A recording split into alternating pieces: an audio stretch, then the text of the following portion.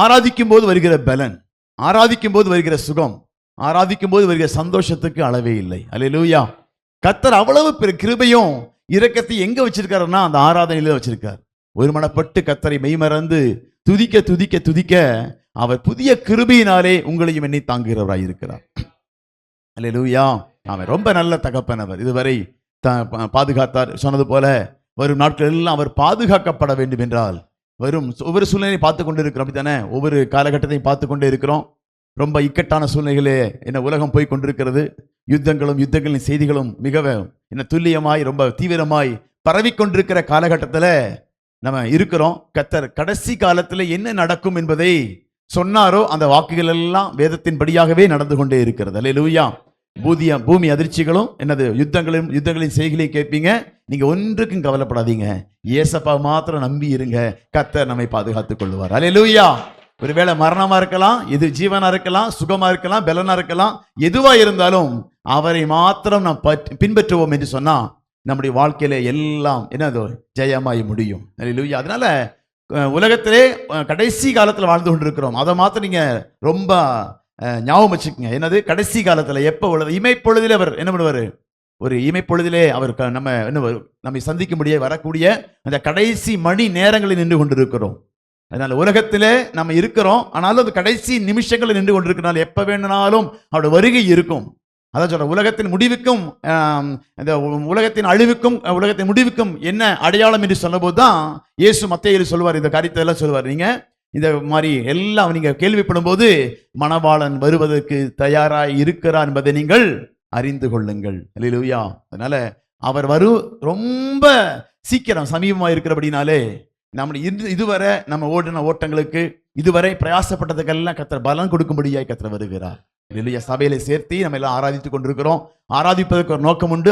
அவர் வரும் நாளிலே என்னை கரமசைத்து அன்பாய் சேர்த்துக் கொள்கிற தேவனை ஆவலோடு எதிர்பார்த்து காத்திருக்க வேண்டும். ஆனா அவர் வரும்போது அன்பாய் சேர்த்துக் கொள்வதற்கு ஒரே ஒரு கண்டிஷன் மாத்திரம் வச்சிருக்காரு. என்னது? அவர் அன்பாய் சேர்த்துக் கொள்வதற்கு என்னது? ஒரு கண்டிஷன். என்னது அப்படின்னா வெளிப்படுத்தின சுவிசேஷத்துல 16வது அதிகாரத்துல ஒரு 15வது வசனத்தை வாசிக்கலாமா?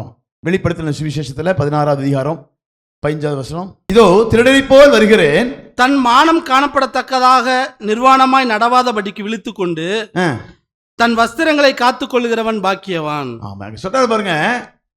இதோ திருடனை போல வருகிறேன், திருடனை போல் வருகிறேன், தன் மானம் காணப்படாதபடிக்கு நிர்வாணமாய் நடவாதபடிக்கு விழித்து கொண்டு தன் வஸ்திரங்களை காத்து கொள்ளுகிறவன் பாக்கியவான். அல்லேலூயா. அப்ப வரும்போது என்ன அவர் எதிர்பார்க்கிறார்? திருடனை போல வரப்போறாரு, வெகு சீக்கிரத்துல வரப்போறாரு, இமைப்பொழுதுல வரப்போறாரு, எல்லாம் உண்மைதான். ஆனா வரும்போது தன் மானம் காணப்படாதபடிக்கு தன் வஸ்திரத்தை காத்து கொள்ளுகிறவன் பாக்கியவான். அல்லேலூயா. இது என்ன ஒரு புது வஸ்திரம் அப்படின்னு நீங்க கேட்கலாம் என்ன அப்படின்னு. கண்டிப்பா ஆண்டவர் வரும்போது நாம என்ன எதிர்பார்க்கறனா, ஒரு வஸ்திரத்தை நீங்க அதாவது விட்டு போகாதபடிக்கு விழித்துக் கொண்டு தன் வஸ்திரத்தை காத்து கொள்ள வேண்டும் என்று வேதம் சொல்லுகிறது. அவர்கள் தான் பாக்கியவான்கள். அவர்களைத்தான் கர்த்தர் மீட்கும்படியாக வருகிறார். அவர்களை சேர்த்துக் கொள்ளும்படியாகத்தான் மத்திய ஆகாரத்தில் அவர் வரப்போகிறார். அல்லேலூயா. இமைப்பொழுதிலே எக்காலம் துணிக்கும். இமைப்பொழுதில் நம்ம எல்லாம் மறுரூபமாய் அவரோடு கூட சேர்த்துக் கொள்ளப்படும்படியாய் கர்த்தர் நடு வானத்திலே வந்து எக்காலம் ஊதுவாராம். அல்லேலூயா. அப்ப நாம வஸ்திரங்களை குறித்து இந்த பாருங்க. அப்போ வஸ்திரங்களை காத்துக்கொள்ள வேண்டும். நம்ம வேதத்துல பார்த்தீங்கன்னா அநேக வஸ்திரங்கள் உண்டு. அப்படித்தானே? அநேக வஸ்திரங்கள் நம்ம கொடுக்கப்பட்டிருக்குது. நான் அதை பத்தி இன்னைக்கு பேசல. வஸ்திரங்களை என்று சொன்னா ஆவிக்குரிய வஸ்திரம் இருக்குது. இந்த சரீரத்திலையும் பார்த்தீங்கன்னா அநேக வஸ்திரங்கள் இருக்குது. பழைய ஏற்பாடு காலத்தில் பார்த்தீங்கன்னா ஆசாரியன் என்று சொன்னா அவனுக்கு ஒரு வஸ்திரம் இருக்குது. அப்படித்தானே? அதே சமயம் கைப்பெண் அப்படின்னா அவங்களுக்கு ஒரு வஸ்திரம் இருக்குது. அப்ப ஒவ்வொருவருக்கும் ஒரு வஸ்திரம். இப்ப குஷ்ரோகியா இருக்கிறோம் வச்சுக்கலாம், அவங்க எல்லாம் ஒரு வஸ்திரம் தான் போட்டிருக்கணும். ஒரு இது பட்டன் ட்ரெஸ் இருக்குது, அதை மட்டும் தான் போட்டிருக்க முடியும். கைதிகள் என்று சொன்னா அவங்களுக்கு ஒரு ட்ரெஸ் இருக்குது. அந்த காலத்துல பார்த்துருக்கிறோம் பெரிய பெரிய வஸ்திரம். அப்படித்தானே? இன்னைக்கு போட்டிருக்கிற மாதிரி இல்லை. அன்னைக்கெல்லாம் ஒரு 4-5 லேயர் எல்லாம் இருக்கும். அப்படித்தானே? ஒரு 2-3 எல்லாம் போடுவாங்க மேல எல்லாம் போட்டு. அப்படித்தான் பழைய காலத்துல நிறைய ராஜாக்கள் உடுத்திருக்கிற வஸ்திரம் எப்படி இருக்கும்? ரொம்ப வெளியேற பெற்றதாக, ரொம்ப ரத்தினம் உள்ளதாக, வெளியேற பெற்ற வஸ்திரங்களா இருக்கும். அதே போல ஒவ்வொருவருக்கும் ஒரு வஸ்திரம் இருக்குது. ஆனா ஆண்டவர் அந்த வஸ்திரங்களை எல்லாம் சொல்லவே இல்லை. அந்த வஸ்திரங்களை பத்தி ஆண்டவர் சொல்லவே இல்லை. ஆனா அவர் சொல்றாரு, விழித்துக்கொண்டு தன் வஸ்திரங்களை காத்துக் கொள்ளுகிறவன் பாக்கியவான். அப்ப விழித்துக்கொண்டு வஸ்திரங்களை காத்துக்கொள்ள வேண்டும் என்று சொன்னா அது என்ன வஸ்திரம், அது எப்படி காத்துக்கொண்டா கர்த்தருடைய வருகையிலே நாம் காணப்படுவோம், எதற்காக நாம் பிரயாசப்படுகிறோமோ அந்த பிரயாசத்தை எப்படி பெற்றுக்கொள்வது என்பதைத்தான் இதனால சுருக்கமாக நான் பார்க்க விரும்புகிறேன். மிக சுருக்கம், ரொம்ப சுருக்கமாக தான் பார்க்கலாம்னு நினைக்கிறேன்.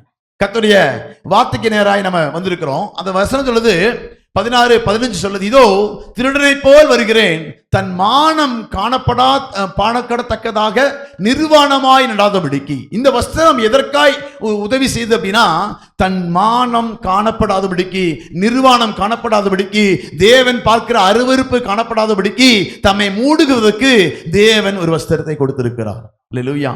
இந்த வஸ்திரம் எப்ப வந்தது, எப்ப கிடைச்சதுன்னா, இது ஆதியாகமத்தில் வாசிக்கலாம். ஒரு வசனத்தை வாசிக்கலாம்,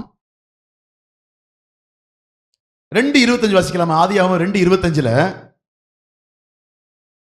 ஆதாமும் அவன் மனைவியுமாகிய இருவரும் நிர்வாணிகளாய் இருந்தும் வெட்கப்படாதிருந்தார்கள்.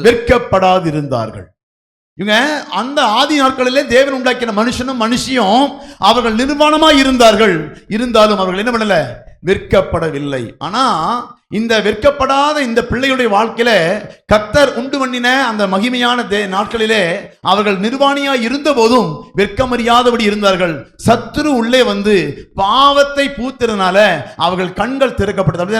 நன்மை தீமை, அதாவது கரியத்தக்க கனியை புசித்ததனால அவர்கள் கண்கள் திறக்கப்பட்டது.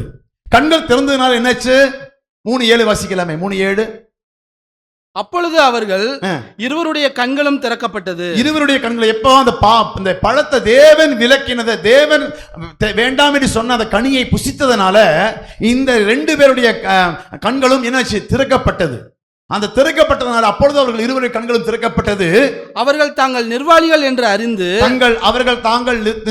என்று அறிந்து அத்தியிலைகளை தைத்து தங்களுக்கு அரைக்கச்சைகளை உண்டு பண்ணினார்கள். ஆதி நாட்களிலே எப்ப தேவன் வார்த்தைக்கு கீழ்ப்படியாம போனாங்களோ, எப்ப தேவனுடைய சத்தத்துக்கு கீழ்ப்படியாம விலக்கப்பட்ட கனியை தேவையில்லை என்று சொன்ன காரியத்தை செய்ய ஆரம்பித்தார்களோ அப்பொழுது பாவம் உள்ளே பிரவேசித்தது. அவள் கண்கள் திறக்கப்பட்டது. தேவன் வைத்திருக்கிற சமாதானம் போய்விட்டது. தேவன் வைத்திருக்கிற அந்த மறைவாய் வைத்திருந்த அந்த குற்றமில்லாத தன்மை போய் அவர்கள் நிர்வாணிகள் என்பதை அறிந்து கொண்டார்கள். அல்லேலூயா. சத்துரு நம்ம தேவன் கொடுத்திருக்கிற ஆசீர்வாதங்களை எப்படி திருடுகிறான் என்று சொன்னா இப்படித்தான்.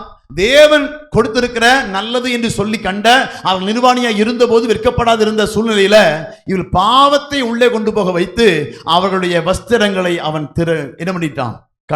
உரிந்து போய்விட்டான். அப்ப யாரு இதுக்கு காரணமா இருந்தாங்க? பிசாசு. அவன் வந்து என்ன பண்ணினான்? தன்னுடைய தேவன் கொடுத்த அந்த உண்மையான மகிமையான காரியத்துல இடைபட முடியாதபடிக்கு, தொடர்ந்து செல்ல முடியாதபடிக்கு பாவத்தை உள்ள கொண்டு போய் வச்சு அவளை நிர்வாணியாய் மாற்றி விட்டான் சத்துரு. அல்லேலூயா. அப்ப ஒரு மனுஷனுடைய வாழ்க்கையில நிர்வாணியாய் காணப்படுவதற்கு யாரு உதவியா இருக்கிறானா? சத்துரு. ஆண்டவர் வச்சிருந்தார் நல்ல மகிமையா மகத்துவமான காரியங்களை செய்கிறவனாய் நமது ஆதாமை ஏதோன்ல வச்சிருந்தாரு. எப்ப பிசாசு வஞ்சகத்தோடு கூட அந்த புசிக்க வேண்டாம் என்று சொல்லி விலக்கின கனியை புசிக்க அவன் உட்படுத்தினானோ அப்பொழுது பாவம் அவர்களுக்குள்ளே பிரவேசித்தது. அவர்கள் நிர்வாணிகளாய் மாறினார்கள். தாங்கள் அத்தி இலைகளை என்ன பண்ணிட்டாங்க? தரித்து கொண்டு தாங்கள் ஒளிந்து கொண்டார்களாம். தங்களை உண்டு பண்ணி கொண்டு ஒளிந்து கொண்டார்களாம். அல்லேலூயா. அப்ப இந்த நிர்வாணத்தை ஏற்படுத்தினது யாரு? சத்துரு. சத்துரு என்ன பண்ணா? பாவம்ங்கிற ஒரு காரியத்தை உள்ள கொண்டு வந்து எல்லாம் அந்த ஆதாமையும் ஏவாளையும் நிர்வாணிகளாய் மாற்றி கண்கள் திறக்கப்பட்டவர்களாக நன்மை தீமை, அதுவரை ஆடு மாடுகளா இருக்கட்டும், எல்லா விலங்குகளா இருக்கட்டும், ஏதாச்சும் ட்ரெஸ் போட்டு இருக்கா? இல்ல. அதே மாதிரி தான் மனுஷன் எப்படி இருந்தாங்க? ஒரு காலத்துல அப்படித்தான் இருந்தாங்க. அவங்க யாருமே ட்ரெஸ் போடாம தான் இருக்காங்க. அப்ப இந்த எப்ப பாவம் உள்ளே போயிச்சோ அப்ப அவர்கள் கண்கள் திறக்கப்பட்டு நன்மை தீமை அறிந்ததுனால, மனிதனுக்கு மட்டும்தான் அந்த அதாவது நன்மை தீமை அறிந்ததுனால நிர்வாணம் என்பதை அறிந்து கொண்டான். பாவம் எப்ப உள்ள போகுதோ அப்பதான் தன்னுடைய நிர்வாணம் என்ன திறந்து அவள் நிர்வாணிகளாய் மாறினார்கள். நிர்வாணிகளை மாறின போது அவங்களே எடுத்து என்ன பண்றாங்க? அத்தி இலைகளை எடுத்துக்கொண்டு உண்டு பண்ணி அவங்களை உடுத்தி கொண்டார்களாமா. ஆனா தேவன் அதிலே அடுத்த வசனம் வாசிக்கலாம், 3:21 வாசிக்கலாம். தேவனாகிய கர்த்தர் ஆதாமுக்கும் அவன் மனைவிக்கும் தோல் உடைகளை உண்டாக்கி அவர்களுக்கு உடுத்தினார். யாரு? கர்த்தர் தோல் உடைகளை உண்டு பண்ணி அவர்களுக்கு உடுத்தினார். அல்லேலூயா. அன்னைக்கிலிருந்து ஆரம்பிச்சதாங்க. அந்த நாட்களிலே பாவம் எப்ப ஒரு மனுஷனுக்குள்ள வந்ததோ, எப்ப தேவன் சொன்ன வார்த்தையை நம்பாம பிசாசு சொன்ன அந்த வஞ்சிக்கக்கூடிய வார்த்தைகளை நம்பினானோ, நம்முடைய வாழ்க்கையிலும் என்ன வரும்? நிர்வாணம் காணப்பட ஆரம்பிக்கும். அல்லேலூயா. அப்ப தேவன் சொன்ன வார்த்தைகளுக்கு கேள்வி கொடுக்காம, தேவன் சொன்ன கட்டளைக்கு கீழ்ப்படியாம எதிர்த்து நிக்கிற எல்லாருக்கும் என்ன காணப்படும் அப்படின்னா, அவனுடைய பாவத்தை உள்ளே கொண்டு வந்து தன் நிர்வாணத்தை தேவன் பார்க்கும்போது நம்ம எல்லாம் என்ன நிர்வாணிகளாய் அவர் பார்ப்பார். அப்படின்னா பாவம் தான் அவருடைய நிர்வாணம். அல்லேலூயா. நாம பார்க்கும்போது பாவிகளாய் அவர் பார்த்தார்னா, பாவம் காணப்படாதபடிக்குத்தான் தன்னுடைய வஸ்திரத்தினால் அவர் மூடினார். அல்லேலூயா. அந்த வஸ்திரத்தை அவன் எடுத்து போடுறது அவனுடைய வேலையே. ஏன்னா அவனுடைய வேலையே தான் தேவன் உண்டு பண்ணதை எல்லாமே குலைக்கிறது தான் பிசாசுடைய வேலை. தேவன் எது பரிசுத்தம்னு சொல்றாரோ இது இல்ல, பரிசுத்தம் இல்லை அப்படிம்பான். எது நல்லது என்று சொல்லானோ அதை பிசாசு சொல்லுவான், இது நல்லது இல்லை, நீ செய்யறது சரியில்லை, நீ இப்படி பண்ணு அப்படி பண்ணு. தேவ கட்டளையை மீற பண்ணுவதுதான் சத்துருடைய வேலை. அவன் வந்துட்டான்னா யாரையும் இயேசுடைய வஸ்திரத்தை என்ன பண்ணான்? கலட்டி சிவப்பங்கியை கொடுத்து என்ன பண்ணாங்க? அவளை அவமானப்படுத்தினானோ. அப்போ பிசாசுக்கு என்ன குணம் இருக்குது அப்படின்னா, அவன் தேவன் நல்லது என்று சொல்லி தோலுடைய உண்டு பண்ணி அவனை மூடி வைக்கிறார். பிசாசு ஒவ்வொரு ஆடைகளை கலட்டி பண்றான், நிர்வாணப்படுத்தி அவன் என்ன பண்ணிட்டு இருக்கான்? மோசம் போய்க்கு கொண்டே இருக்கிறான். இதுதான் சத்துருடைய வேலை. ஆனா இதே போல இது பூமிக்குரிய காரியத்தில், இதே போல ஆவிக்குரிய காரியத்திலும் நமக்கு கொடுக்கப்படுகிற ஆடைகளை நம்ம என்ன பண்ணிருக்கூடாது? கலைந்து விடக்கூடாது, விட்டு விடக்கூடாது. இதுதான் மார்க்ல சொல்லுவாரு. ஒரு பிசாசு பிடிச்சிருந்தவன் பார்த்து சொல்லுவாரு, அவன் என்ன பண்ணிருந்தான்? 15:5 வாசிக்கலாம். இயேசுவினிடத்தில் வந்து லேகியோனாகிய பிசாசுகள் பிடித்திருந்தவன் வஸ்திரம் தரித்து உட்கார்ந்து புத்து தெளிந்திருக்கிறதை கண்டு பயந்தார்கள். இயேசுவினிடத்தில் வந்து லேகியோனாகிய பிசாசு பிடித்திருந்தவன் வஸ்திரம் தரித்து உட்கார்ந்து புத்தி தெளிந்திருக்கிறதை கண்டார்கள். அப்ப புத்தி தெளியணும் அப்படின்னா வஸ்திரம் போட்டிருக்கணும். அதுதான் புத்தி தெளிஞ்சதுன்னு அர்த்தம். வஸ்திரம் இல்லாம இருந்தா அவனுக்கு பிசாசு பிடிச்சிருக்குதுன்னு அர்த்தம், அவனுக்கு புத்தி சரியில்லைன்னு அர்த்தம். இந்த காலகட்டத்திலும் பாருங்க, பிசாசு என்ன பண்ணிட்டு இருக்கிறான்? தந்திரமாய் நம்முடைய ஆடைகளை குறைத்து கொண்டுதான் இருக்கிறான். அப்படிதானே? பழைய காலத்தில் இருக்கிற ட்ரெஸ்ஸிங்க்கு இப்ப இருக்கிற ட்ரெஸ்ஸிங்க்கு பாத்தீங்கன்னா கொஞ்சம் கொஞ்சமா என்ன பண்ணிட்டு இருக்கான்? ஆடைகளை குறைத்துக்கணும். அன்னைக்கு தொடங்கினதான் இன்னைக்கு வர நம்முடைய மாடர்ன் ட்ரெஸ்ல கொண்டு வந்து தன்னை நிர்வாணப்படுத்துவதையே அவன் நோக்கமாய் கொண்டிருக்கான். அன்னைக்கு இயேசுவுக்கு அப்பதான் பண்ணனா, பிசாசு பிடித்திருந்தா அவங்களுடைய என்ன பண்ணியிருந்தாங்களாம்? இவர்கள் வஸ்திரம் இல்லாதவர்கள் என்ன பண்ண நிர்வாணிகளா என்ன பண்ணியிருந்தாங்க?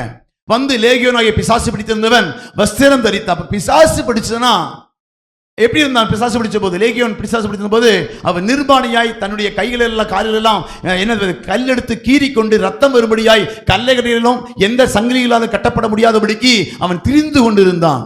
எப்ப இயேசு வந்தாரோ அவன் வாழ்க்கையில விடுதலை வந்தது. அவன் நிர்வாணியாய் இல்லாதபடிக்கு வஸ்திரம் தரித்தவனா இயேசுவின் பாதத்தில் உட்கார்ந்திருந்தான். அல்லேலூயா. அப்ப இயேசு வந்தா தான் நீ யார், உன்னுடைய நிலைமை என்ன, உனக்கு எதில விடுதலை கொடுக்கணுமோ கொடுத்து உன்னை நல்ல மனிதனாய் மாற்றி உன்னை நல்ல பிள்ளையாய் வைக்கக்கூடிய இயேசு தேவை. அல்லேலூயா. இதைத்தான் பிசாசு அங்க பண்ணணும். பிசாசு பிடித்திருக்கிற அந்த நபரை அவன் வஸ்திரம் தெரியாதவனாய் அங்கும் இங்கும் வர்றவங்க மேலெல்லாம் கல்லெடுத்து எரியவும் அது பண்ணவும் பண்ணி சுத்தி தெரிந்து கொண்டிருந்தவன் எப்ப இயேசு வந்து அவனிடத்திலிருந்து பிசாசை நீக்கினாரோ அவன் வஸ்திரம் தரித்தவனாய் காணப்பட்டான். அல்லேலூயா. அப்ப நம்முடைய வாழ்க்கையிலும் நல்ல ஆண்டவர் கொடுத்திருக்கிற கிருபைகள் வேண்டும் என்று சொன்னா இயேசு நம் வாழ்க்கையில் வர வேண்டும். அல்லேலூயா. இயேசு வந்தார்னா நாம் எப்படி நடக்க வேண்டும், எப்படி உடுத்த வேண்டும், எப்படி நம்ம எல்லாவற்றையும் செய்ய வேண்டும் என்று சொல்லி நமக்கு காண்பிக்க இயேசு நமக்கு தேவை. எப்படி பிசாசு பிடித்தவனுடைய வாழ்க்கையில இயேசு வந்தபோது அவன் வஸ்திரம் தரித்து உட்கார்ந்து புத்தி தெளிந்தவன். அப்ப புத்தி குழப்பிடுவான். நீ இப்படி பண்றத, அது பண்ணாத, இது பண்ணாதன்னு சொல்லி புத்தியை குழப்புறது யாரோட வேலை? சத்துருடைய வேலை. இது ஏதேன் தொடங்கி அவள் நிர்வாணப்படுத்தி கொண்டே வந்து கொண்டிருக்கிறான். தேவன் நல்லதுன்னு சொல்லி உருவாக்குனதெல்லாம் அந்த நாள் தொட்டு இந்த நாள் வரை அவனுடைய வாழ்க்கையில என்ன பண்ணிட்டு இருக்கான்? பிரயாசப்பட்டு கொண்டே இருக்கிறான். ஒவ்வொருவரையும் நிர்வாணப்படுத்தி தேவனுக்கு முன்பாக அவமானப்படுத்தும்படியாய் தேவனையும் பண்ணனா, ஆதாமையும் பண்ணனா, இருக்கிற தலைமுறைகளையும் அவன் செய்து கொண்டே இருக்கிறான். எப்ப இயேசுவிடத்தில் வர்றோமோ அவர் நம்மை சரிப்படுத்தி புத்தியை தெளிவித்து வஸ்திரம் தரிக்கப்பட்டு தேவ சமூகத்திலே அமர்ந்திருக்க பண்ணுவார். அல்லேலூயா. அப்ப தேவ சமூகம் என்று சொன்னா விடுதலை கொடுக்கிற இடம். தேவ பிரசன்னம் என்று சொன்னா தேவன் நம்மை அதற்காகத்தான் உருவாக்கினார். ஒரு வசனத்தை நான் வாசிக்க விரும்புகிறேன். ஏன் நம்ம இதெல்லாம் நம்ம ஆண்களையே இந்த ட்ரெஸ் போடாம என்ன பண்ணுவாங்க, ட்ரெஸ் போட மாட்டாங்க அப்படின்னா பாடிக்கு அனுப்பாங்க, அப்படிதான் ஜிம் பாடிக்கு அனுப்பிப்பாங்க. எனக்கு பாரு எத்தனை பேக் இருக்கு, 6 பேக் இருக்குது அப்படிங்கிறத என்ன பண்ணுவாங்க, ட்ரெஸ்ஸை குறைச்சி அனுப்பாங்க. அப்ப நம்ம ஏன் அதெல்லாம் உடுத்துறாங்க அப்படின்னா தன்னுடைய அழகை காண்பித்து அநேகரை கவரும்படியாய், தன் அழகை காண்பித்து அநேகரை பாவத்திலே விழப்பண்ணும்படியாய், தன்னுடைய அழகை காண்பித்து ஆணா இருக்கட்டும் பெண்ணா இருக்கட்டும் தன்னுடைய ஏன் அதை பண்றாங்க அப்படின்னா அந்த அழகை காண்பித்து அநேகரை தன் பக்கம் இழுத்து கொண்டு பாவத்தின் பிள்ளைகள் அந்த வஸ்திரத்தை அவன் தேவன் கொடுத்திருக்கிற அந்த ரட்சிப்பின் வஸ்திரத்தை அவன் விட்டு நீக்கும்படியாய் அநேக தந்திரமான வழிகளிலே அவன் என்ன பண்ணியிருக்கான், முயற்சி பண்ணி கொண்டே இருக்கிறான். ஆனா ஆண்டவர் சொல்றாரு, நான் வரும்போது மானம் காணப்படாதபடிக்கு தன் வஸ்திரங்களை காத்துக்கொள்கிறவன் பாக்கியவான் என்று வேதம் சொல்லுகிறது. அதான் தெளிந்த புத்தி உள்ளவர்களாய் தேவ சமூகத்துல நம்ம தேவனுக்கு பிரியமான காரியங்களை செய்வதற்கு அந்த தெளிந்த புத்தி எங்க வரும் என்று சொன்னா, எதை நன்மை தீமை அறியத்தக்க தேவ சமூகத்தில் அமர்ந்திருக்கும் போது தேவனுக்கு பிரியமானது இன்னது என்று அறிந்து அதை செய்ய கீழ்ப்படிவோம். அன்னைக்கும் ஆதாமும் ஏவாளும் என்ன பண்ணாங்க, சொல்லது கேட்கல, தேவன் மேல் நம்பிக்கை இல்லை, அவங்க சொல்றதெல்லாம் குறை சொல்லிட்டு இருந்தாங்க. ஆதாம் சொல்றாரு, பிதாவை சொல்றாரு, நீங்க புசிக்க வேண்டாம் என்று சொன்ன நீ புசிக்கூடாதுன்னு சொல்றாங்க. அதை எப்படி சொல்லலாம், ஏன் அது புசித்த என்ன ஆயிரும் அப்படின்னு சொல்லி கீழ்ப்படியவில்லை, சந்தேகப்பட்டாங்க. அதனால சத்துருவுக்கு செவி கொடுக்க வேண்டியதாய் போய்விட்டு இயேசுவை நம்பல, சொல்ல போனா பிதாவாகி தேவன் சொன்னதை நம்பல, அதனால அவர்கள் கீழ்ப்படியவில்லை, அதனாலே சத்துருவுக்கு கீழ்ப்படியதா போய்விட்டது. அதனால் பாவம் அவர்கள் நிர்வாணிகளாய் மாறிவிட்டார்கள். அல்லேலூயா. அப்ப நம்முடைய வாழ்க்கையிலும் ஒரு வசனத்தை வாசிக்கலாம். ஆதியாகமம் 24:53 வாசிக்கலாமே. ஆதியாகமம் 24:53. பின்பு அந்த ஊழியக்காரன் வெள்ளியுடைமைகளையும் பொன்னுடைமைகளையும் வஸ்திரங்களையும் எடுத்து ரெபெக்காளுக்கு கொடுத்ததுமன்றி அவளுடைய சகோதரனுக்கும் தாய்க்கும் சில உச்சிதங்களையும் கொடுத்தான்.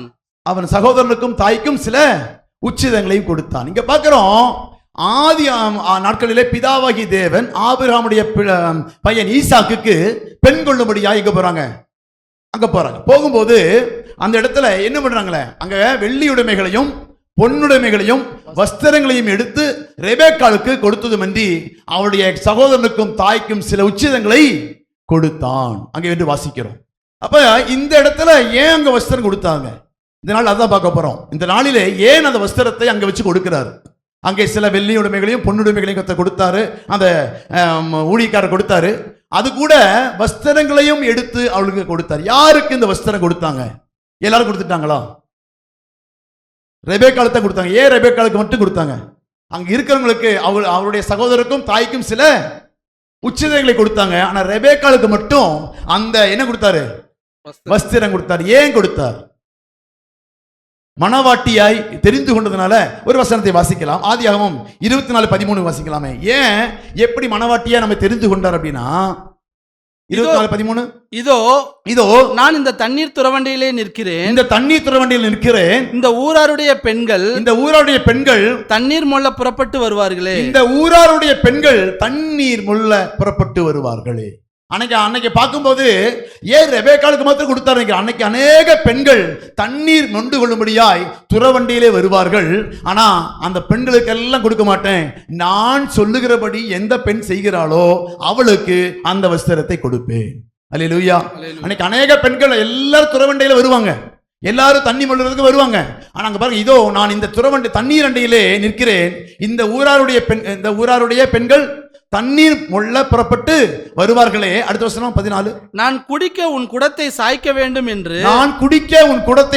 வேண்டும் என்றும் நான் சொல்லும்போது குடி என்றும் உன் ஒட்டகங்களுக்கும் குடிக்கும்படி வார்ப்பேன் என்றும் சொல்லும் பெண் எவளோ அவளே நீர் உம்முடைய ஊழியக்காரனாகிய ஈசாக்குக்கு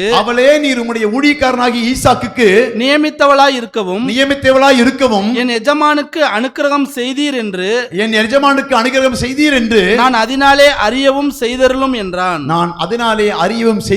என்றான். அல்லேலூயா. இங்க எலியாசர் ஜெபம் பண்றாரு பிதாவாகி தேவனை பார்த்து, நான் உம்முடைய மகனுக்கு எனது பெண் பார்க்கபடியா வந்திருக்கிறேன். இங்க அநேக பெண்கள் இருக்கிறாங்க, எந்த பெண்ணை செலக்ட் பண்ணதும் எனக்கு தெரியாது. அதனால எந்த பெண் நான் தண்ணீர் குடிக்க கேட்டா நீ குடியும் உங்கள் ஒட்டகங்களுக்கும் வார்ப்பேன் என்று சொல்லுகிறாளோ அந்த பெண் தான் என்னுடைய வாழ்க்கையில நீர் தெரிந்து கொண்ட பெண் என்பதை அறிந்து கொண்டு அவளுக்கு இந்த வஸ்திரத்தை கொடுப்பேன் என்று சொல்லி அங்கே தீர்மானிக்கிறாள். அல்லேலூயா. அப்ப வஸ்திரம் யாருக்கு கொடுக்கப்பட்டது அப்படின்னா கீழ்ப்படிதல் உள்ள பெண்களுக்கு. அல்லேலூயா. யாருடைய வார்த்தை கீழ்ப்படியணும்? ஆமா, அந்த ஊழியக்காரர் சொன்ன வார்த்தைக்கு கீழ்ப்படிந்த பெண்ணுக்கு அவ வஸ்திரம் எல்லாருக்கும் கொடுக்கல. அன்னைக்கு ஏன்னா ரெபேக்காளுக்கு மட்டும்தான் அன்னைக்கு அந்த வஸ்திரம் கொடுக்கப்பட்டது. அன்னைக்கு அநேக பெண்கள் அந்த ஊர்ல இருந்தாங்க, அநேகர் தண்ணிமல்ல வருவாங்க. ஆனா எதேச்சியா வந்த பெண் முதல் பெண்ணிலேயே அந்த கீழ்ப்படிதலை பார்த்ததுனால அந்த பெண்ணுக்கு அவர் வஸ்திரத்தை கொடுத்தார்.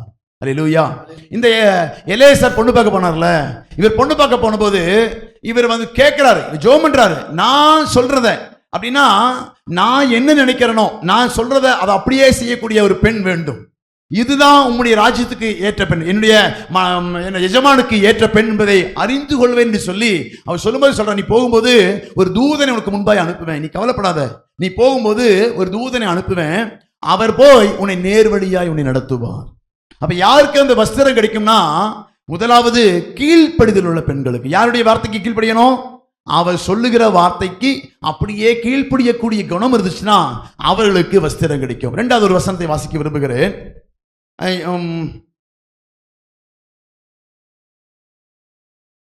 ஆதியாகமம் 24:48 வாசிக்கலாமே. தலை குனிந்து கர்த்தரை பணிந்து கொண்டு, நான் என் எஜமானுடைய சகோதரன் குமாரத்தியை அவர் குமாரனுக்கு கொள்ள என்னை நேர்வழியாய் நடத்தி வந்த என் எஜமானாகிய ஆபிரகாமின் தேவனாய் இருக்கிற கர்த்தரை ஸ்தோத்தரித்தேன். அவர் நேர்வழியாய் நடத்துகிறவர். அபிஷேக், அதாவது ஆவியானவர் சொல்றாரு, நீ போகும்போது ஒரு தூதனை அனுப்புவேன், உனக்கு அவர் எப்படி சொல்றாரோ உனக்கு உதவி செய்யும்படியா ஒரு தூதனை அனுப்புறேன் அப்படின்னாரு. இவர் போய் சொல்லும் போது தலை குனிந்து கர்த்தரை பணிந்து கொண்டு, நான் என் எஜமானுடைய சகோதரன் குமாரத்தை அவர் குமாரனுக்கு கொள்ள என்னை நேர்வழியாய் நடத்தி வந்த என் எஜமானியாகிய ஆபிரகாமின் தேவனாகிய கர்த்தரை ஸ்தோத்தரித்தேன். அவன் ஸ்தோத்தரிக்கிறான், கர்த்தருக்கு நன்றி செலுத்துறான். ஏன்னா ஒரு கீழ்ப்படிதல் உள்ள பெண்ணை கண் காணும்படியாக, என்னுடைய வார்த்தைக்கு செவி கொடுக்கக்கூடிய ஒரு பெண்ணை காணும்படியாய் உதவி செய்ததுக்காக அவருக்கு நன்றி செலுத்தினான். 49 வாசிக்கலாம். இப்பொழுதும் நீங்களும் என் எஜமானுக்கு தயையும் உண்மையும் உடையவர்களாய் நடக்க மனதுள்ளவர்களான நான் செலக்ட் பண்ணிட்டேன். அப்ப சொல்றாரு, அப்ப எலேசர் சொல்றாரு, உங்களுக்கு ஒரு இது சொல்றாரு, நான் தண்ணீர் கொடுக்க சொல்லி சொன்னா யார் கீழ்ப்படுகிறாங்களோ அந்த பெண்ணு தான் உடைய எஜமானுக்கு உரியவள். அப்படி அவர் தீர்மானிக்கிறாரு. அது மாதிரி நடந்துச்சு. இருந்தாலும் அவர் சொல்றாரு, இப்போ கெட்டு போகல, இப்பொழுதும் நீங்களும் என் எஜமானுக்கு தயையும் உண்மையும் உடையவர்களாய் நடக்க மனதுள்ளதானால் எனக்கு சொல்லுங்கள். அப்படின்னா கீழ்ப்படிதல் ஒண்ணு, இரண்டாவது உண்மையாய் நடந்து கொள்வீர்களா? ரெண்டாவது கேட்கிறார், யாருக்கு அந்த வஸ்திரத்தை கொடுத்தார்னா உண்மையாய் நடந்து கொள்கிற அந்த பிள்ளைகளுக்கு கர்த்தர் வஸ்திரத்தை கொடுத்தார். எல்லாரும் கொடுக்கலாம் சொல்றாரு. ஒரு ஆப்ஷன் கூட கொடுக்கிறாரு, நீங்க என் எஜமானுக்கு தயையும் உண்மையும் உடையவர்களாய் நடப்பீர்களா என்று கேட்கிறாங்க. அதுக்கும் ஓகே அப்படிங்கிறாங்க. அதுக்கப்புறம் தான் அவங்களுக்கு என்ன பண்ணாரு? வஸ்திரத்தை கொடுத்தார். முதலாவது கீழ்ப்படிய வேண்டும். அந்த எஜமானுடைய ஊழியக்காரருடைய வார்த்தைக்கு அவர்கள் கீழ்ப்படிந்தார்கள். இரண்டாவது அவர்கள் உண்மையாய் நடக்க தன்னை ஒப்பு கொடுத்தார்கள். கேட்கிறான், அது யாரு? எலேசர் கேட்கிறான், இப்பொழுதும் நீங்கள் என் எஜமானுக்கு தயையும் உண்மையும் உடையவர்களாய் நடக்க மனதுள்ளலானால் எனக்கு சொல்லுங்கள், இல்லை என்றால் அதையும் எனக்கு சொல்லுங்கள், அப்பொழுது நான் வலதுபுறத்துமாகிலும் இடதுபுறத்துமாகிலும் நோக்கி போவேன் என்றான். அப்ப முதலாவது கர்த்தர் எதிர்பார்க்கிறது யாருக்கு வஸ்திரம் கொடுத்தார்னா என்ன? கீழ்ப்படிதல் உள்ள பெண்ணுக்கு. இரண்டாவது உண்மையும் உத்தமமாய் பின்பற்றுவேன் என்று சொல்லி வாக்கு கொடுத்த பெண்ணுக்கு தான் வஸ்திரத்தை கொடுத்தான் எலேசர். அல்லேலூயா. இப்ப புரியுதா? நம்ம ஆண்டவர் ஒரு வஸ்திரம் கொடுக்கறனா சும்மா கொடுக்க மாட்டாரு. அதுக்கு அநேகர் இருந்தாலும் சில கண்டிஷன்ஸ் இருக்குது. முதலாவது தேவனுடைய வார்த்தைக்கு கீழ்ப்படிய, அவர் என்ன சொல்றாரோ அதுக்கு அப்படி அவர் சொன்ன மாதிரி நினைச்ச மாதிரியே கீழ்ப்படிஞ்சாங்க. அதுதான் அதில் மிக முக்கியமான ஒன்று. இரண்டாவது நேர்வழியாய் கர்த்தர் நடத்தினார். இரண்டாவது பார்த்தீங்கன்னா, இப்பொழுது நீங்க உண்மையும் உத்தமமாய் அந்த தேவனை எனக்கு கீழ்ப்படிவீங்களா? என் எஜமானை பின்பற்றுவீர்களா? உங்களுக்கு உண்மையும் உத்தமமாய் நீங்க நடந்து கொள்வீர்களா என்று சொல்லி அங்க இரண்டாவது கேட்கிறாரு. அவருக்கு தான் அந்த வஸ்திரத்தை அவர் கொடுக்கிறார். அல்லேலூயா. இந்த வஸ்திரம் என்று சொன்னா இது எதை காண்பிக்குது அப்படின்னா, அந்த வஸ்திரத்தை கொடுக்குறாங்கல்ல, உச்சிதமான பொருட்கள் எல்லாம் கூட வஸ்திரம் கொடுக்குறாங்க. இந்த வஸ்திரம் யார் எடுத்திருப்பான்னு நினைக்கிறீங்க? ரெபெக்காளுக்கு உடுத்திருப்பா. யார் கொடுத்திருப்பா? ஈசாக்கு தன்னுடைய மணவாட்டிக்கு கொடுத்து விட்ட ஒரு வஸ்திரம். இது சாதாரண வஸ்திரம் அல்ல. ஈசாக்கு தன்னுடைய மணவாட்டிக்கு யாருக்கு உடுத்தணும்னு சொல்லி சொல்றாங்களோ அந்த அவர்களுக்கு உண்டு பண்ணின கொடுத்து விட்ட வேலைக்காரன் கொடுத்து விட்ட வஸ்திரம் அது. அப்படித்தானே? யார் கொண்டு? எலியாசர் கொண்டு வர்றான். யார் கொண்டு வரல? ஈசாக்கன் கொண்டு வரல. அப்ப யார்கிட்ட கொடுத்து விட்டாரு? தன்னுடைய வேலைக்காரர்கிட்ட கொடுத்து விட்டுருக்காரு. அவர் போய் பார்த்து யாருக்கு கொடுக்கணுங்கிற கண்டிஷன் இருக்குது. யாருக்கு கொடுக்கணும்? எல்லாருக்கும் கிடைக்காது. தேவனை கீழ்ப்படிய மனதுள்ளவர்களுக்கு கிடைக்கும். இரண்டாவது, அவரை உண்மையாய் பின்பற்றுவர்களுக்கு கிடைக்கக்கூடிய ஒரு வஸ்திரம் அது. அல்லேலூயா. இந்த வஸ்திரத்தை போட்டுட்டு தான் மணவாளனை சந்திக்க ரெபெக்கா வரணும். அதனால தான் வாங்கிட்டு அவன் வச்சுட்டு போகல.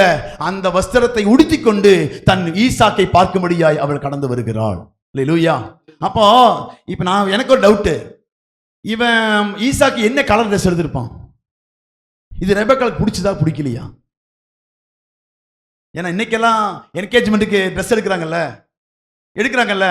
கொண்டு வந்து கொடுத்தா அந்த பொண்ணு வாங்கி கட்டிடுச்சுன்னா ஓ ஆசைப்பட்டுச்சு, நான் சொல்றதை ஏத்துக்கிட்டு அப்படின்னு.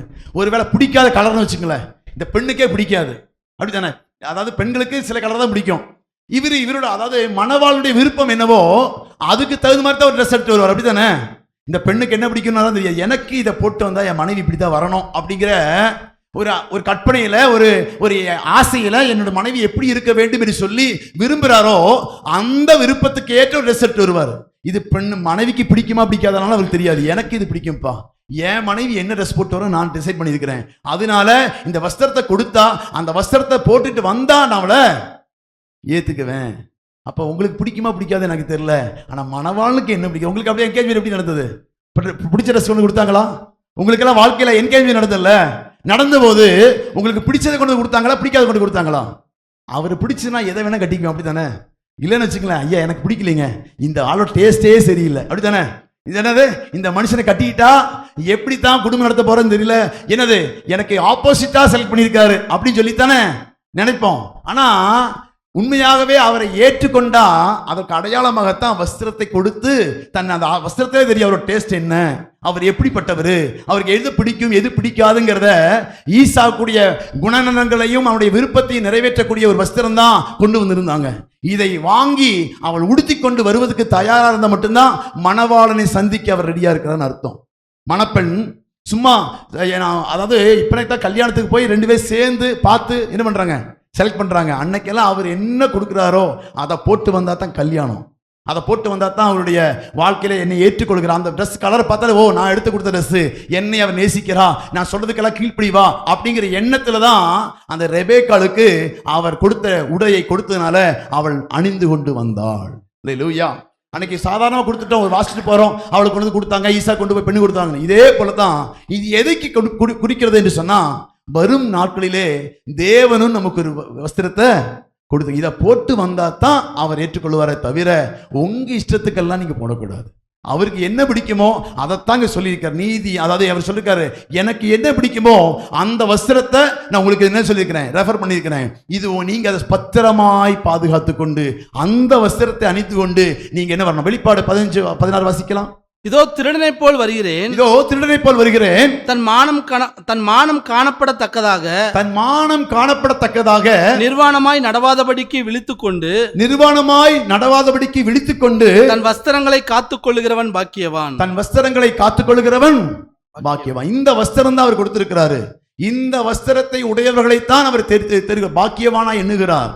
மற்ற இந்த வஸ்திரத்தை காத்துக் கொள்ளாதவர்களுக்கெல்லாம் மணவாட்டி என்கிற தனக்கு உரியவள் என்கிற அந்த குணம் இல்லை. ஏன்னா அந்த கொடுத்த மணவாளன் கொடுத்த ட்ரெஸ்ஸை அப்படியே சுகபத்திரமாய் பாதுகாத்து அதை உடுத்தி கொண்டு மணவாளனை சந்திக்க ஆயத்தமாய் இருக்கிறவர்களை கர்த்தர் சேர்த்துக் கொள்ளும்படியாகத்தான் கர்த்தர் என்ன பண்ணுவாரு, மத்திய ஆகாயத்தில் வரப்போகிறார். அல்லேலூயா. இந்த ரெபெக்காளுக்கு எப்படி வஸ்திரம் கொடுக்கப்பட்டதோ, எப்படி பார்த்து கொடுக்கற பார்த்தீங்களா, எப்படி ஆண்டோடைய வார்த்தைக்கு கீழ்ப்படியவர்களுக்கு தான் அந்த வஸ்திரம். சும்மா எனக்கு இதுதான் பிடிக்கும், எனக்கு அதுதான் பிடிக்கும், எனக்கு இந்த கலர்லாம் பிடிக்காது அப்படின்லாம் சொல்றாங்கல்ல, அப்படிப்பட்டவளுக்கு இல்லை. ஆனா அதான் ஒரு வசனம் கூடி வாசிக்கலாம். லேவியர் ஆதியாகமம் 35:2 வாசிக்கலாமே.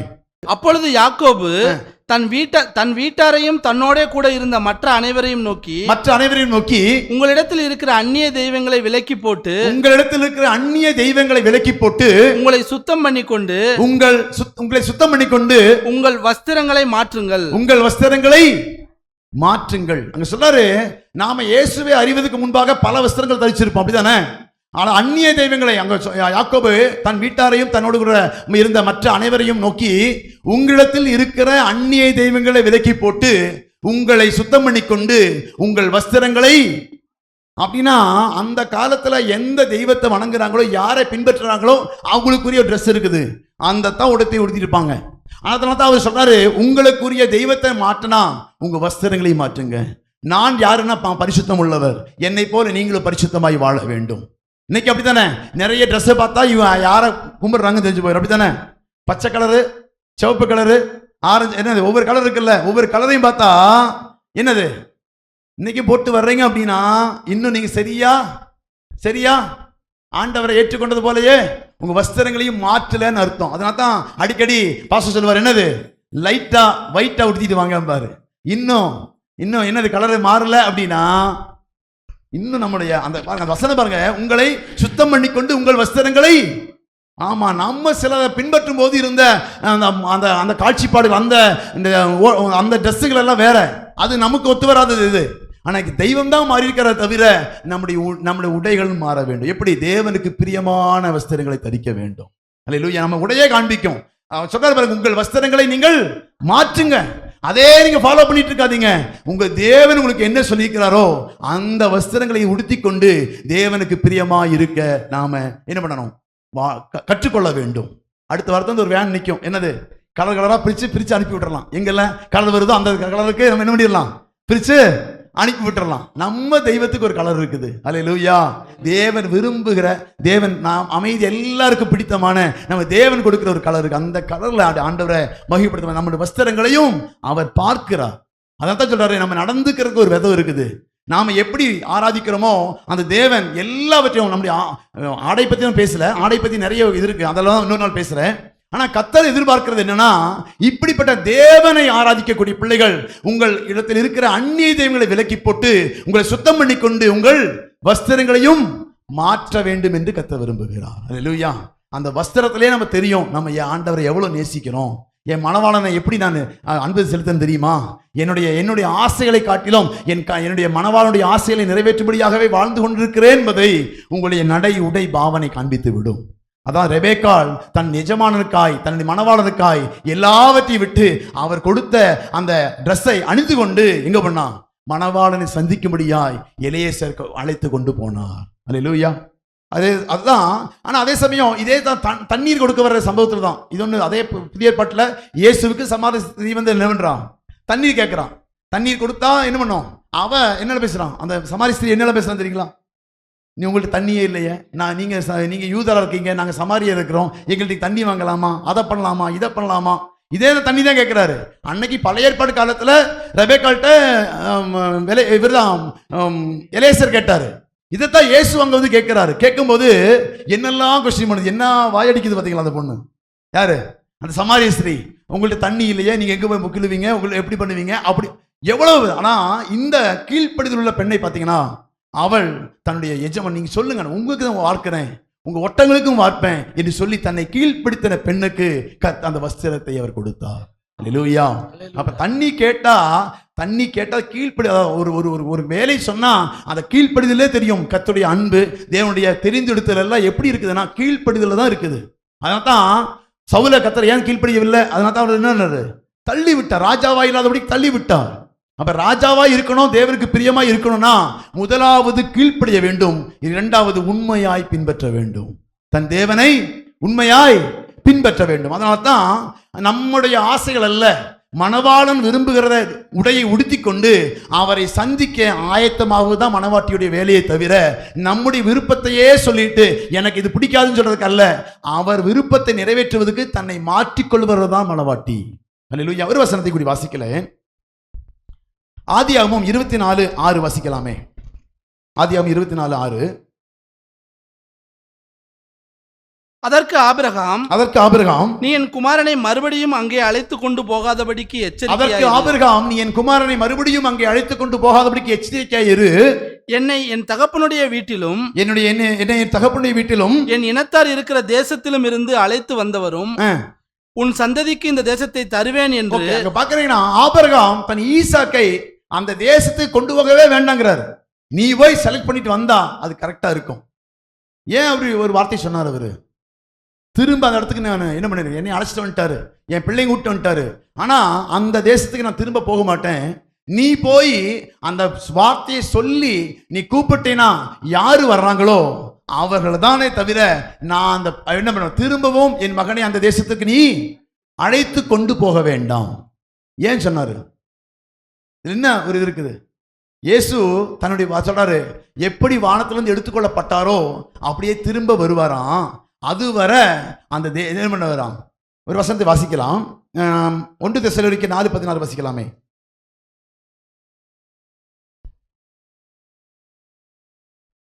4:16.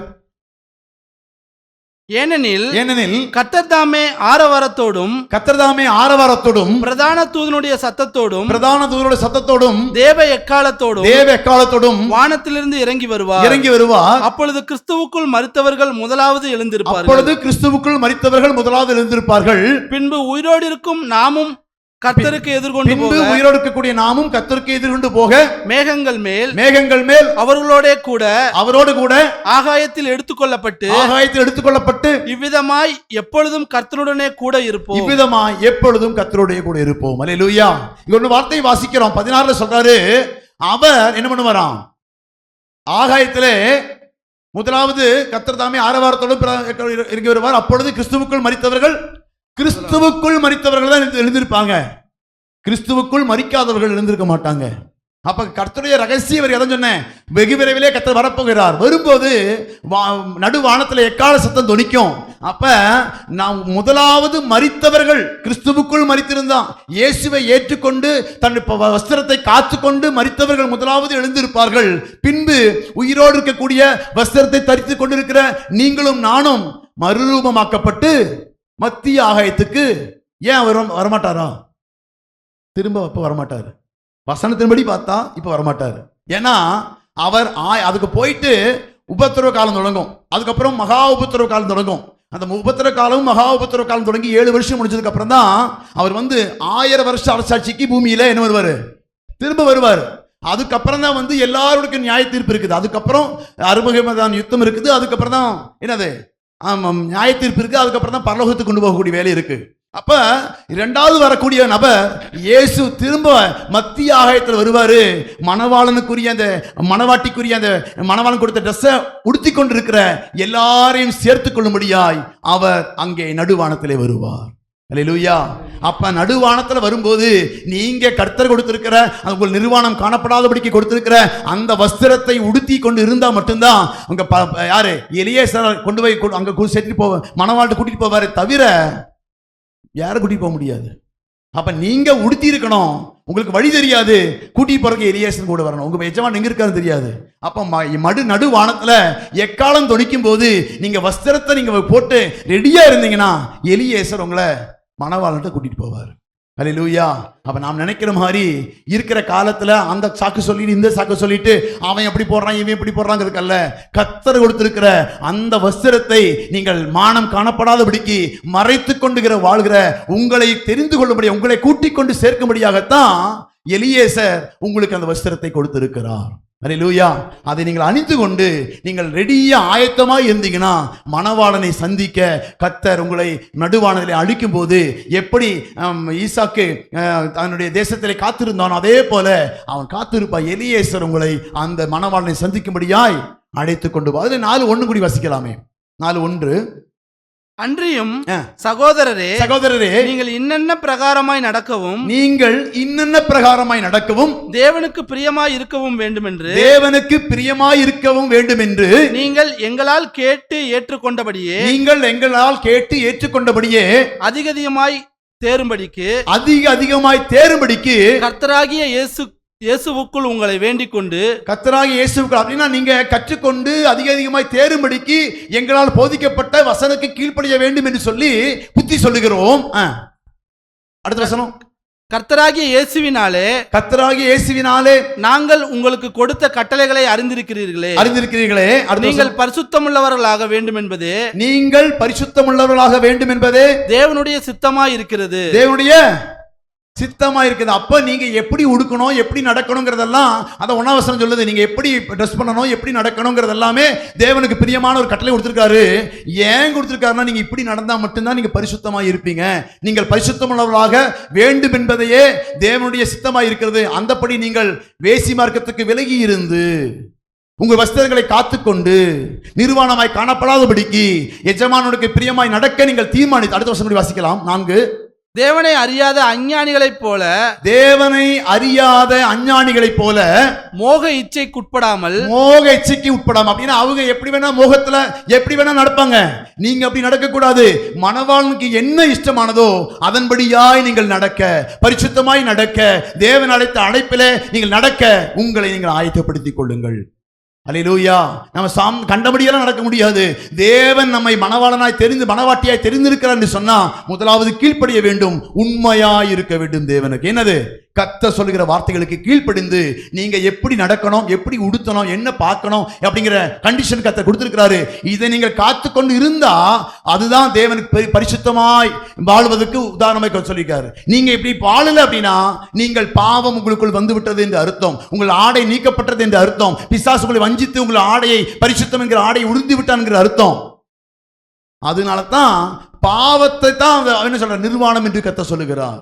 உங்களுக்கு கீழ்ப்படியாம எந்த பாவத்தை நீங்க செய்ய ஆரம்பிக்கிறீங்களோ தேவனுடைய வார்த்தைக்கு எதிர்த்து பிசாசுக்கு கீழ்ப்படியும் போது அவன் கொடுத்திருக்கிற அந்த அந்த ரட்சிப்பின் வஸ்திரத்தை நீங்க எடுத்து விட்டு நிர்வாணிகளாய் இருக்கிறீர்கள், உலகத்தின் பிள்ளைகளாய் இருக்கிறீர்கள், மோகச்சைக்கு உட்படுத்தி விடுகிறீர்கள். அடுத்த வசனம் வாசிக்கலாம். 5வது வசனம். உங்களில் அவனவன் தன் சரீர பாண்டத்தை பரிசுத்தமாயும் கனமாயும் ஆண்டு கொள்ளும்படி அறிந்து கனமாயும் ஆண்டு கொண்டு கர்த்தர் சொல்லி இருக்கிறபடி உங்களை பரிசுத்தமாய் காத்துக் கொள்ளுங்கள். உங்கள் வஸ்திரங்கள் நிர்வாணமாய் போகாதபடிக்கு உங்கள் வஸ்திரங்களை காத்துக் கொள்ளுங்கள். பிசாசு அப்பப்ப ட்ரை பண்ணுவான். அது மாடர்ன் வந்திருக்குது, இந்த மாடர்ன் வந்திருக்குது, அதுதான் இதுதான் அப்படின்னு சொல்லுவான். ஆனா நீங்க அதெல்லாம் கீழ்ப்படியாம நீங்கள் உங்களை பரிசுத்தமாய் காத்துக்கொண்டு அறிந்து கொள்ளுங்கள். அடுத்த வருஷம் வாசிக்கலாம். இந்த விஷயத்தில் ஒருவனும் மீறாமலும் அப்படின்னா மீறுதல் நடக்கும்னு அர்த்தம். என்ன நீங்க என்ன சொல்றது, நான் என்ன கேட்கறது?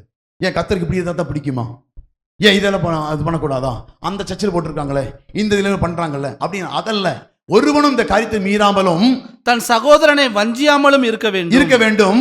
முன்னமே நாங்கள் உங்களுக்கு சொல்லி சாட்சியாக எச்சரித்திருந்தபடியே இப்படிப்பட்ட விஷயங்கள் எல்லாவற்றையும் குறித்து கர்த்தர் நீதியை சரி கட்டுகிறவராய் இருக்கிறார். கர்த்தர் நீதியை சரி கட்டுகிறவராய் இருக்கிறார். அல்லேலூயா. யாருக்கு கிடைக்குங்க இது?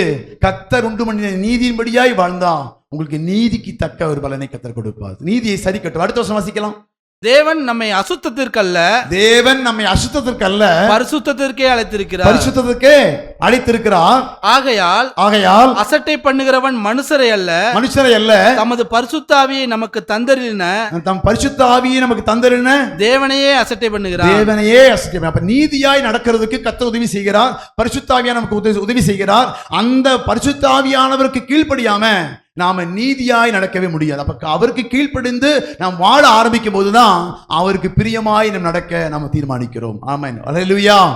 ஆமென். அப்ப நம்முடைய வஸ்திரங்கள் என்று சொன்னா இது தேவன் கொடுத்திருக்கிற ஒழுங்கு, நீதி, பரிசுத்தம் உள்ள அந்த காரியத்துக்கு விரோதமாய் காணப்படுகிறது எல்லாமே அசுத்தம் உள்ளது. தேவன் அதற்கு எதிர்த்து நிற்கிறார். பாவத்தை செய்ய முடியாதபடிக்கு சத்துருவன் அநேக வழிகளை கொண்டு வரும்போதும் கர்த்தர் நம்மை தாங்கி நடத்துகிறவராய் இருக்கிறார். அல்லேலூயா. அப்ப நம்ம என்ன பண்ணணும் அப்படின்னா அந்த வஸ்திரங்களை காத்துக்கொண்டு நாம் தேவன் செய்கிற அந்த ஒழுங்கிலே நடந்து தேவனுக்கு பிரியமாய் நம் மனவாட்டிகளாய் இருந்தோம் என்று சொன்னா நம்மை அழைத்து கொள்ள, நம்மை சேர்த்துக்கும்படியாய் மணவாளனை கிறிஸ்து அங்க மேகாயத்திலே மத்திய ஆகாயத்திலே வரப்போகிறார். அவரோடு கூட என்றென்றைக்கு இருக்கும்படியாய் உங்களையும் என்னை தெரிந்து கொண்டிருக்கிறார். அந்த வஸ்திரங்களை நீங்கள் காத்து நடக்க நீங்கள் தீர்மானித்து என்று சொன்னா உங்களை அவர் சேர்த்துக் கொள்ளுவார். அல்லேலூயா. அப்ப ரெண்டாவது இயேசு வரமாட்டார்னா ஈசாக்கு எப்படி வரலையோ அதே போல இயேசு இரண்டாவது இங்கே வரப்போவதில்லை. எப்படி வானத்துக்கு எடுத்துக்கொள்ளப்பட்டாரோ அப்படியே திரும்பி வரும்போது மத்திய ஆகாயத்திலே நம்மை சேர்க்கும்படியாய் அவர் கடந்து வரப்போ. ஒரு வசனத்தை வாசிக்க விரும்புகிறேன். ஆதியாகமம் 24வது அதிகாரத்துல 35வது வசனம் வாசிங்களேன். அவர் என்ன சொல்றார் அப்படின்னா, கர்த்தர் என் எஜமானை மிகவும் ஆசீர்வதித்திருக்கிறார். கர்த்தர் என் எஜமானை மிகவும் ஆசீர்வதித்திருக்கிறார். அவர் சீமானாய் இருக்கிறார். அவர் சீமானாய் இருக்கிறார். கர்த்தர் அவருக்கு ஆடு மாடுகளையும் வெள்ளியையும் பொன்னையும் வேலைக்காரரையும் வேலைக்காரிகளையும் ஒட்டகங்களையும் கழுதைகளையும் கொடுத்திருக்கிறார். என் எஜமானன் பிதாவாகிய தேவன் அவர் செல்வ சீமானாய் இருக்கிறார். அவருக்கு குறையே இல்லை, எல்லாம் மிகுதியாய் இருக்கிறது. செல்வ சீமானாய் அவர் அநேக ஆஸ்திகளுடையவராய் இருக்கிறார். அதனால பிதாவாகி தேவனை குறித்து, அதாவது ஆபிரகாமை குறித்து அங்க எலியேசர் சொல்றாரு, என்னுடைய எஜமான் செல்வ சீமானாய் இருக்கிறார். அவருக்கு எதிலுமே குறைவில்லை. அவருக்கு பொண்ணு, வேலைக்காரிகள், ஆடு மாடு எல்லாம் ஆஸ்திகள் எல்லாம் நிறைய இருக்கு. அடுத்த வசனம் வாசிக்கலாம். என் எஜமானுடைய மனைவியாகிய சாராள் முதிர் வயதான போது என் எஜமானுக்கு ஒரு குமாரனை பெற்றார். அவர் தமக்கு உண்டான யாவையும் அவனுக்கு கொடுத்திருக்கிறார். செல்வ சீமானாய் இருக்கிற எஜமான் தன்னுடைய எல்லாவற்றையும் தன் குமாரனுக்கு எல்லாவற்றையும் கொடுத்துட்டார். அப்படின்னா இவரு யாரு? செல்வ சீமான் தான். இவருக்கு எல்லாம், அவருடைய எல்லாமே இவருக்கு ஆயிருச்சு. அப்ப இது ஏன் அவரு அப்படி அடிக்கோடிட்டு காண்பிக்கிறார் அப்படின்னு சொன்னா, என் தேவன் என்னுடைய எஜமான் எப்படிப்பட்டவர்னா அவர் செல்வ சீமான். அவர் என்ன விரும்புறாருன்னா, உங்கள்ட்ட இருக்கிற பொண்ணோ பொருளோ அதெல்லாம் விரும்பல, நீங்க கீழ்ப்படுகிறீங்களா, உண்மையா இருப்பீங்களா என்பதைத்தான் அவர் விரும்புகிறாரு. அதனால இதுக்கு நீங்க கீழ்ப்படிய ஆயத்தமா இருக்கிறீங்களா அப்படின்னு சொல்லித்தான் எலியேசர் கேட்கிறார். இது யாருக்கு ஊமையா சொல்லப்பட்டிருக்கிறதுனா, பிதாவாகி தேவனுக்கு ஊமையா சொல்ல. அவர் செல்வ சீமானாய் இருக்கிறார். தன்னை மணவாளனாய் இருக்கிற தன் குமாரனாய் இருக்கிற ஈசாக்கை அனுப்பி எப்படி பெண்களை எலியேசர் அனுப்பினாரோ அதே போல ஈசாக்கு பெண் கொள்ளும்படியாய் எலியேசர் அனுப்பியிருக்கார். அதனால தான் அதுக்கு ஒரு வசனம் வாசிக்கலாமே. யோவான் 3:35 வாசிக்கலாம். யோவான் 3:35 யோவான் 3:35 வாசிங்களேன். பிதாவானவர் குமாரனில் அன்பாயிருந்து எல்லாவற்றையும் அவர் கையில் ஒப்பு கொடுத்திருக்கிறார்.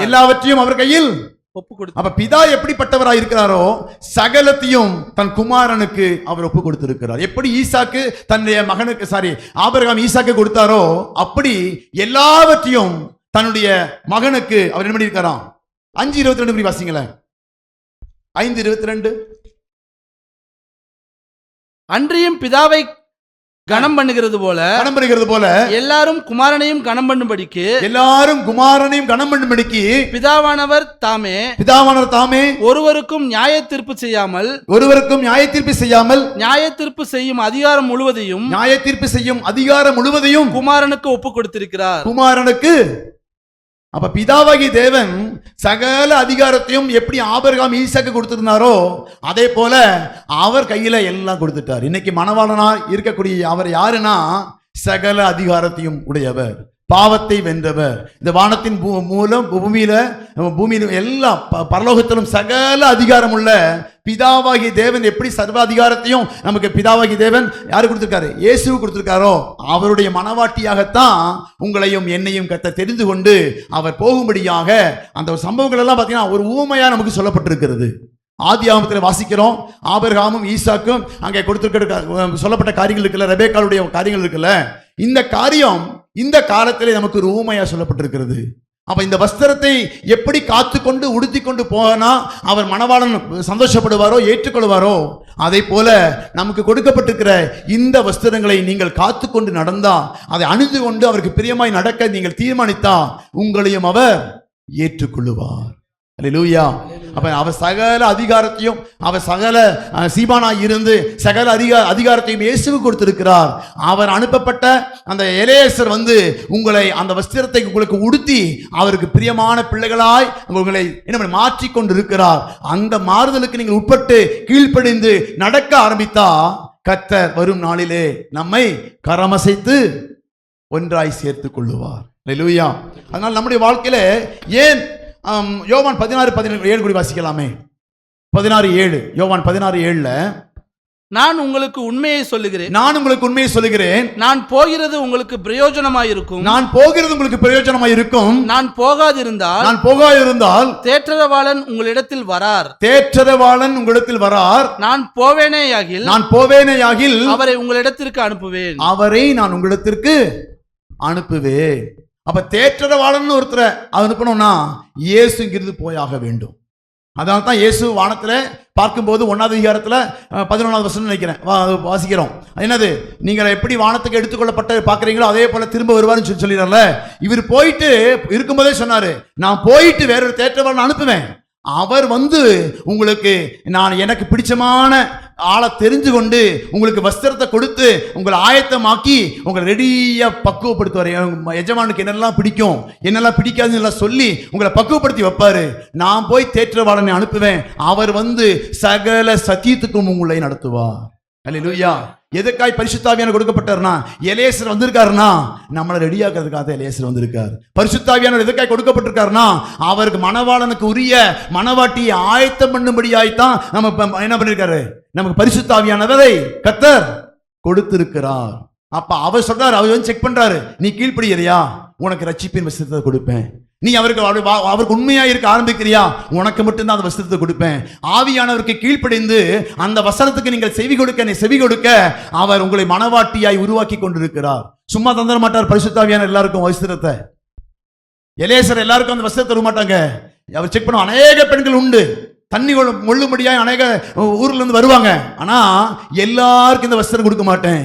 யார் என்னுடைய விருப்பத்தை, என் மணவாளுடைய விருப்பத்தை நிறைவேற்றும்படியாய், யார் என்னுடைய விருப்பத்தை நிறைவேற்றும்படியாய் கீழ்ப்படுகிறாங்களோ அவங்களுக்கு தான் பரிசுத்த ஆவியானவர் இந்த வஸ்திரத்தை கொடுப்பார். அல்லேலூயா, அல்லேலூயா. சும்மா சாதாரண கிடைக்கிறதில்ல. 2வது, உண்மை உத்துவமாய் பின்பற்ற வேண்டும். நீங்கள் இதுக்கு முன்னால நீங்க பின்பற்றி வந்த அந்நிய தெய்வங்கள் இருக்கலாம், அந்நிய காரியங்கள் இருக்கலாம், அந்நிய சடங்குகள் இருக்கலாம், உங்கள் உடைகள் வேறையா இருக்கலாம். ஆனா நீங்கள் தேவனை உண்மையாய் பின்பற்ற ஆரம்பித்தீர்கள் என்று சொன்னா உங்கள் வஸ்திரங்களை மாற்றி தேவனுக்கு பிரியமாய் நடக்க உங்கள் இருதயங்களை ஒப்பு கொடுக்க வேண்டும். அப்பதான் உங்களுக்கு அந்த பிள்ளைகளுக்கு தான் கர்த்தர் இந்த வெண்ண வஸ்திரத்தை கொடுக்கிறாரா, அந்த நிர்வாணம் காணப்படாதபடிக்கு தேவன் கொடுக்கிற அந்த வஸ்திரத்தை காத்து கொள்ள வேண்டும். 8வது வசனம் வாசிக்கலாம். அவர் வந்து பாவத்தை குறித்தும் நீதியை குறித்தும் நியாய தீர்ப்பை குறித்தும் உலகத்தை கண்டித்து உணர்த்துவார். எல்லாரும் கேட்க மாட்டாங்க, மனவாட்டிகள் கேட்பார்கள். அல்லேலூயா. ஏங்க அதை போட்டவர், ஏன் நான் போட்டு வர்றது, அந்த எதிர்த்து இருக்கிறதுனால யாருக்கு எல்லாருக்கும் உணர்த்த பேசுவார். சபையில 500 பேர் வர்றாங்க, 1000 பேர் வர்றாங்க, எல்லாருக்கும் உணர்த்த பேசுவாரு. யாரு அதை கேள்விப்படுவாங்க அப்படின்னா கண்டித்து உணர்த்தும் போது அந்த வார்த்தைக்கு கீழ்ப்படுகிறவர்களுக்கு மட்டும்தான் அந்த ரட்சிப்பின் வஸ்திரத்தை கர்த்தர் கொடுப்பார். அல்லேலூயா. எல்லாரும் கிடைச்சுமா கேட்டா கீழ்ப்படியெல்லாம் கிடைக்காது. வசனம் சொல்லுது, அவர் வந்து பாவத்தை குறித்தும் நீதியை குறித்தும் நியாய தீர்ப்பை குறித்தும் உலகத்தை கண்டித்து உணர்த்துவார். யார் கீழ்ப்படுகிறாங்களோ அவர் சொல்லுவாரு, எனக்கு தண்ணி கொடுக்கணும் அப்படின்னு சொன்னா உங்களுக்கும் தருவேன், ஒட்டவுக்கும் வார்ப்பேன்னு சொல்லி எப்படி கீழ்ப்படிஞ்சாங்களோ அதே போல அவர் சொல்லுகிற வார்த்தைக்கு அவர் செவி கொடுக்கும் போது உங்களை அவர் கண்டித்து உணர்த்தும் போது கீழ்ப்படிஞ்சீங்கன்னா உங்களுக்கு அவர் வஸ்திரத்தை கொடுப்பார். அடுத்த வசனம் வாசிக்கலாம். 9வது வசனம். அவர்கள் என்னை விசுவாசியாதபடியினாலே பாவத்தை குறித்தும், அவர்கள் என்னை அதுல நிறைய பேர் கண்டித்து உணர்த்தினாங்க, அதில் அநேக என்ன பண்ணிட்டாங்க, விசுவாசியாதபடியினாலே பாவத்தை குறித்தும் நீங்கள் இனி என்னை காணாதபடிக்கு நான் என் பிதாவினிடத்திற்கு போகிறபடியினாலே நீதியை குறித்தும் இந்த உலகத்தின் அதிபதி நியாயம் தீர்க்கப்பட்டதினாலே நியாய தீர்ப்பை குறித்தும் கண்டித்து உணர்த்துவார். அந்த உலகத்தை அவர் நீதியாய் நியாயமாய் நியாய தீர்ப்பை குறித்தெல்லாம் கண்டித்து உணர்த்துவார். கீழ்ப்படியாத ஜனங்கள் கீழ்ப்படியவே மாட்டாங்க. தேவனால் தெரிந்து கொள்ளப்பட்ட, தேவனால் முன்குறிக்கப்பட்ட அவர்கள் தங்களுடைய வசனத்துக்கு, அந்த ஆவியானவருக்கு, அந்த எலியேசருக்கு கீழ்ப்படிவார்கள். அந்த கீழ்ப்படிதல் உள்ள பிள்ளைகளை, உண்மையாய் உத்தமமாய் நடக்கக்கூடிய பிள்ளைகளுக்கு தான் அவர் அந்த வஸ்திரங்களை கர்த்தர் கொடுத்து தன்னை காத்துக் கொள்ளுவார். அல்லேலூயா. அதிலே 12வது வசனம் வாசிக்கலாம், நேரமாச்சு. இன்னும் அநேக காரியங்களை 13 வாசிங்க. சத்திய ஆவியாகி அவர் வரும்போது சகல சத்தியத்திற்குள்ளும் உங்களை நடத்துவார். அவர் வரும்போது அவர் சகல சத்தியத்துக்குள்ளும் உங்களை, சாதாரணமா இல்லைங்க, பிதாவாகி தேவன் அவரை இயேசுவை இங்க அனுப்பி தன்னுடைய பாவத்துக்கெல்லாம் பரிகாரத்தை உண்டு பண்ணி வைத்து ஒரு ஒரு நித்தியம் வழிய, ஒரு மோட்சத்துக்கு போற வழிய, ஒரு ரட்சிப்பை உண்டு பண்ணி வைத்து விட்டு போய்விட்டார். இவர் போனவரு பரிசுத்த ஆவியானவர் அனுப்பியிருக்காரு. அவர் வந்து நம்ம செக் பண்றாரு. இந்த குணம் ஏற்றுக்கொள்ளக்கூடிய, அவருக்கு பிரியமாய் நடக்கக்கூடிய பிள்ளைகளுக்கு, கீழ்ப்படிக்கூடிய பிள்ளைகளுக்கு கர்த்தர் கிருபையை கர்த்தர் கொடுத்து அந்த பிள்ளைகள் என்ன பண்ணுவாராம்? வஸ்திரத்தை கொடுத்து ஆயத்தமாக்குவார். இந்த ஆயத்தமாக்கப்பட்ட பிள்ளைகளை தாம் சந்திக்கும்படியாகத்தான் மணவாளன் நடுவானிலே வரப்போகிறார். அல்லேலூயா. பரிசுத்த ஆவியானவருக்கு நீங்க கீழ்ப்படிஞ்சு சத்தத்துக்கு செவி கொடுத்தா மட்டும்தான் அவர் சொல்ல, சத்திய ஆவியானவர் வரும்போது சகல சத்தியத்துக்குள்ளும் உங்களை நடத்துவார். அவர் தம்முடைய சுயமாய் பேசாமல் தாம் கேள்விப்பட்டவைகள் யாவற்றையும் சொல்லி வரப்போகிற காரியங்கள் உங்களுக்கு அறிவிப்பார். 14 வசிக்கலாம். அவர் என்னுடையதில் எடுத்து உங்களுக்கு அறிவிப்பதினால், அது யாருடைய எடுப்பாராம்? இயேசு கிறிஸ்துவை எடுத்து அவர் என்னுடையதில் எடுத்து. இயேசு தான் சொல்றாரு, ஒருத்தர் அனுப்புவேன், அவர் எப்படிப்பட்ட பேசுறாரு? நான் சொன்னதை உங்களுக்கு. அப்படின்னா இயேசுடைய வார்த்தையை பரிசுத்த ஆவியானவர் எடுத்து உரைப்பார். பரிசுத்த ஆவியானவர் என்ன சொல்வாராம்? தன் சுயமா பேச மாட்டார். இயேசு என்ன சொன்னாரோ அந்த வார்த்தைகளை உங்களுக்கு எடுத்து உங்களுக்கு அறிவிப்பதனால் என்னை மகிழ்ப்படுவார். பிதாவாகிய தேவன் ஆவியானவர் இயேசுவைத்தான் மகிழ்ப்படுத்துவார். அவர் தான் மேன்மையை வைப்பார். அவர் இல்லாமல் ரட்சிப்பு இல்லை.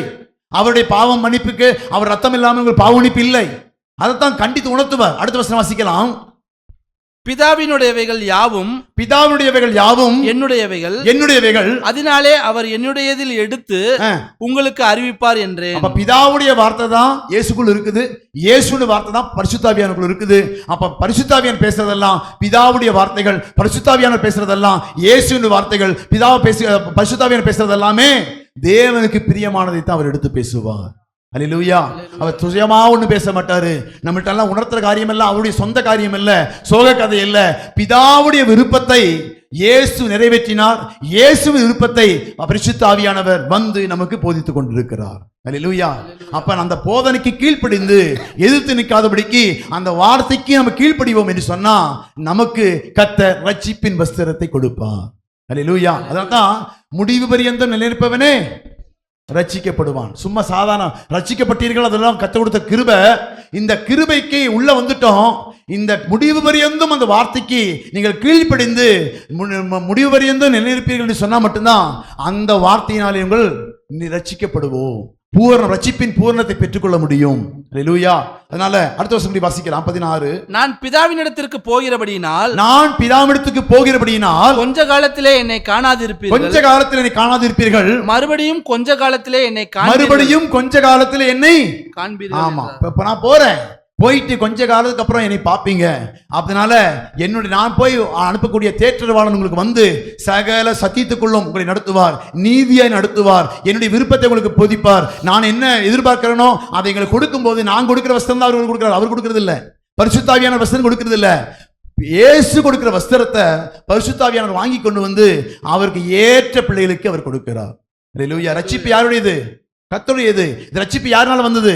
இயேசு கிறிஸ்துவின் நாம் இதனால பாவத்தினால நிர்வாணிகளாய் காணப்பட்ட நமக்கு ஆதாம் முதல் பிசாசு வஞ்சித்து என்ன பண்ணிட்டான்? பாவத்தை கொண்டு வந்து நம்ம நிர்வாணியாக்கி விட்டான். இயேசு தன் ரத்தத்தினாலே என்ன பண்ணாரு? பாவத்தை எல்லாம் மன்னிச்சு நம் பாவத்தை எல்லாம் மூடினால அவர் ரட்சிப்பு என்கிற அந்த என்ன பண்ணிருக்காரு?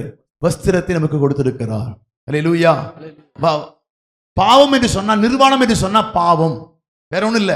எப்ப நம்ம நிர்வாணிகள் என்று சொன்னா, எப்ப நம்ம பாவம் பண்றோமோ அப்பெல்லாம் நிர்வாணிகள். அப்ப எல்லாமே நம்ம ரட்சிப்பை இழந்து போகிறோம். தேவனுக்கு பிரியமாய் வாழ முடியாதபடிக்கு சத்துருவுக்கு பிரியமாய் வாழ தீர்மானிக்கிறோம்.